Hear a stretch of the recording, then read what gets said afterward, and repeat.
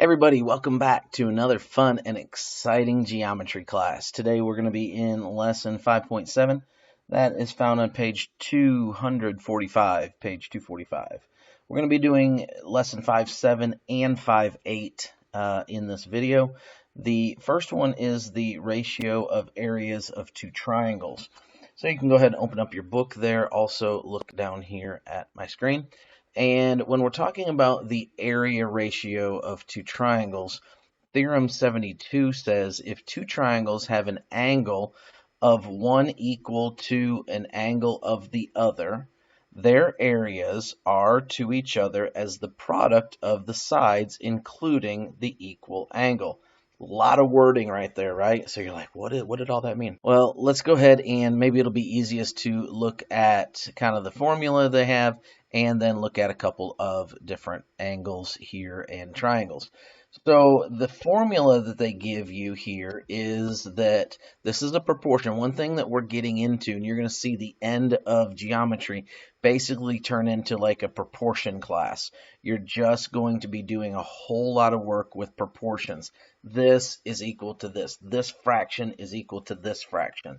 And you don't necessarily have to memorize all those as much as you have to kind of get like a grip or an understanding on, okay, what do they mean by all this, and connect the dots a little bit. So what they say is that the area of ABC, okay, that's this one right here, ABC, is proportional with the area of A prime, B prime, C prime. And that's this one down here. Now, I've exaggerated it a little bit more than the one in your book. So your book is kind of, it looks like they could be similar triangles. I made them not similar. You know, I wanted you to see it more kind of exaggerated so you can see a little bit more clearly what the book is talking about here. What they say is that fraction right there. So again, the area of the first one with over top of the area of the second one is equal to line B times line C. So line segment right here, B, times line segment C. Okay. Now it says up here in the theorem that it is the side including the equal angle. So here's the equal angle, right? A is the equal angle. That's why it's got this little purple thing right here saying that this is the equal angle. In other words, these angles, if you measured them, would be equal 30 degrees, let's say. Now, this is why I wanted to kind of exaggerate what the book is showing you, because you can very clearly see that line B is much shorter than line B prime, and C prime is shorter than C, okay? So again, they're not the same size lines, but what is the same is this angle right here, this angle A, and this is the important thing. A and A prime are the same angle. They're both, in this case, I said 30 degrees. So because of that, we know that the proportion is equal between the area of ABC and lines BC and the area of the prime triangle and these two prime sides that match, and these other sides here, B and C. Now, what does that look like? I mean, we could do kind of like a little bit of a fake mock-up problem here. We could actually do something where, like we say, the area of ABC is, we'll call this one, 50, and that would be something unit squared. And the area of the prime triangle is, let's say that it's 60. So let's say that B and C are, we'll say B is 6 and C is 7, okay? So 6 and 7, and let's say B prime, because B prime is longer, right, than B, let's say that B prime is 9, okay? And we want to know what the C prime is. So this one equals 6, this one equals 7, this one equals 9, and this C prime is our question mark. That's what we're looking for, okay? Now, we have our information. They say that this one, the area is 50, and this prime triangle is 60. Okay. And so now what we want to do is we want to just calculate this out. We just want to go ahead and work this, and we should be able to find what the missing piece is. So 6 times 7, so, let's kind of just do some math here. So 50 divided by 60. We can actually just get rid of those because, again, we're working in proportions. So we'll just kind of get rid of those. And so 5 over 6 equals, it'll just be easier to do it that way, equals, and then we'll multiply this out. So 6 times 7, that is 42. So 42 over, we'll call this 9x. Okay. And now we just want to do this math. So we're going to go ahead and set this up. Remember how to do these proportions. So we're going to have 5 times 9x equals 6 times 42. And this is going to get pretty ugly pretty fast because I'm just making this up as I go. It's not going to give you nice, pretty whole numbers, but it'll be fine. So here we're going to divide both sides by 5, and we're going to get 9x equals this, whatever this comes out to. So let's go ahead and get the calculator out. This is going to save us just a little bit of time. And we'll say 6 times 42 divided by 5 equals, and that's going to equal 50.4. So again, it's not going to come out just right. So 50.4, we'll divide both of those by 9, and we're going to get that our x, or our c prime, because that's what we're looking for, is c prime, is going to equal 50 divided by 9, which is going to be, we'll just divide that by 9, and that comes out to 5.6. So 5.6 would be our C side, our C prime side, okay?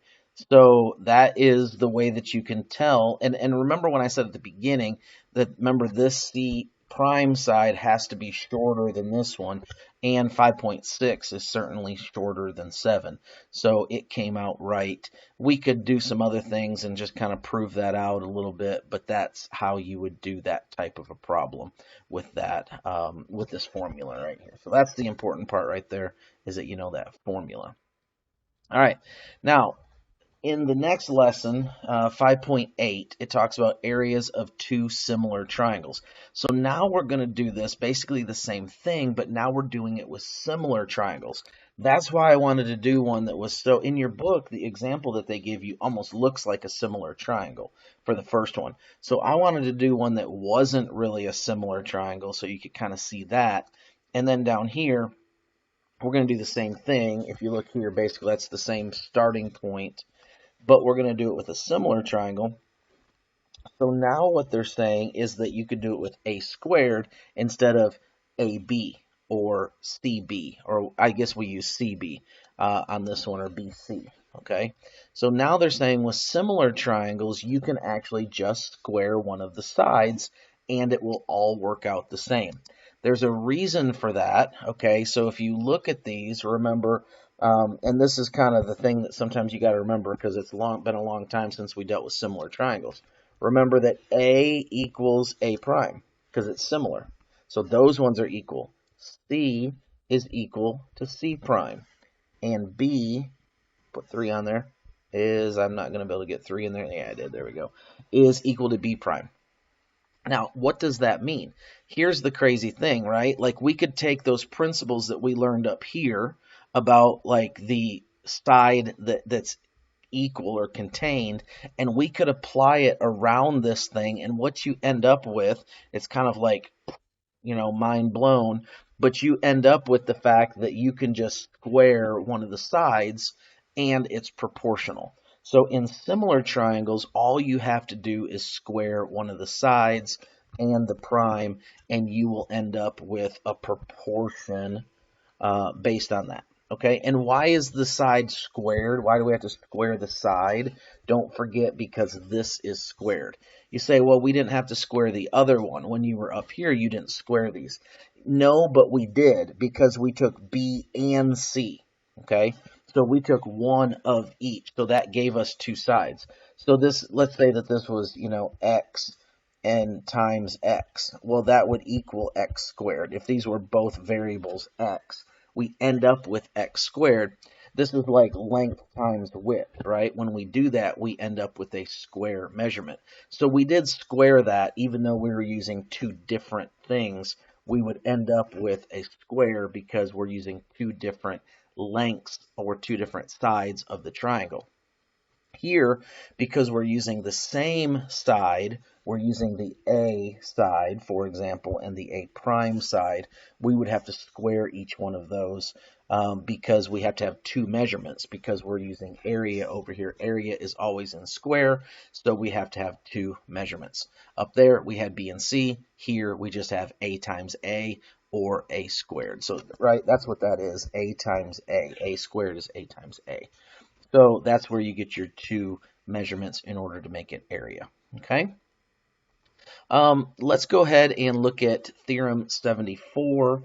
That is on page number 246, page 246.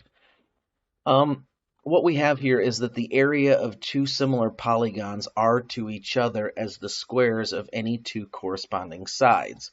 Now, hopefully I can teach this pretty quick because I just taught you how to do it with triangles.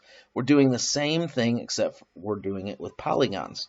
Now, this is the cool thing. Remember, this is the area of a polygon, and this is the area of the prime shape. So if this is your polygon right here, and then this would be the prime shape over here, okay? So if we take any of those sides, so if we take A and A prime, for example, okay, the area of the whole shape would be based on this right here. Notice that it does say that they have to be similar. You can't take just two random polygons, right? They have to be two similar polygons. What does similar mean? Similar means their angles are the same. So we're kind of going back to this concept where the angles are the same, okay? Now, check this out. If I kind of add some lines, these are called auxiliary lines. So if I go ahead and come over here and I add some lines to this thing, watch what I can make from this. So I draw a line here over to here, and then I pull another line from here over to here. With just adding some auxiliary lines, what have I done? Check this out. I've made triangles. Here's a triangle, right? And so that's going to match this one over here. And then here's a triangle, right? And that's going to match this one over here. And then here's a triangle, and that's going to match this one over here. All right, so because of that, we can say that any one of those sides, like for example, this is the side of one of those triangles. This is also the side of that same triangle right here. So if we're using this triangle and this triangle, that A is the same side and the prime side. So if we go back up to this one, then we're back up where we started from, okay? So in other words, it's the exact same thing going on, except now we're using polygons of unlimited sides versus triangles of 3 sides, because we can always make triangles out of the polygons by adding lines. That's kind of the concept there. All right, last thing that we'll go over for this lesson is corollary 74.1. My dyslexia almost kicked in right there, and I almost said 47.1, but I'm sorry, 74.1. I don't know if you do that, but I sure do that a lot. The areas of two similar polygons are to each other as the squares of their perimeters or as the squares of any two corresponding lines. So in other words, we can come back up here and we could say that because of this, we could call this B, C, D, and E. And obviously over here we would have the primes. And so what we could say is that if you add all of them up, so A plus B plus C plus D plus E, that's the perimeter, right? Remember the working our way around that shape is the perimeter. Then you could use that instead of just doing it like this, you could do it where you're actually finding the perimeter of the shape. Now, the area of the two similar polygons are to each other as the squares of their perimeter. So don't forget we would actually have to square all of this, okay? That also says that it could be or as the squares of any two corresponding lines. So anywhere we draw a line, right? So we had a line right here, and we could also draw that same line right there. That would be a corresponding line. So any corresponding line, we could do that with this. So if we called this, let's call this just like line 1, I don't know, and 1 prime. So if we did line 1 and line 1 prime, we would end up with the same ratio, and here's the ratio right here. The area of the polygon equals line 1 squared over line 1 prime squared. So any perimeter, any auxiliary line that we draw, and any side all works in this format. So that's all we need to kind of cover in that lesson. Now you have to try some of that. You have to go in and practice some of these problems and just use those formulas, work those formulas, make sure that you find what they want you to find the missing pieces there, and work your way around those formulas. Don't forget the squares. Squaring those are very, very important. So, pay attention, make sure that you don't miss a square, because if you miss the square, then the whole thing goes out of proportion. So, anytime that you're dealing with just a side, you have to square that side. Okay? That's all I've got for you. Hope you learned something there. If you missed anything, slide it back, watch it again. We'll see you later. Have a good one. Bye-bye.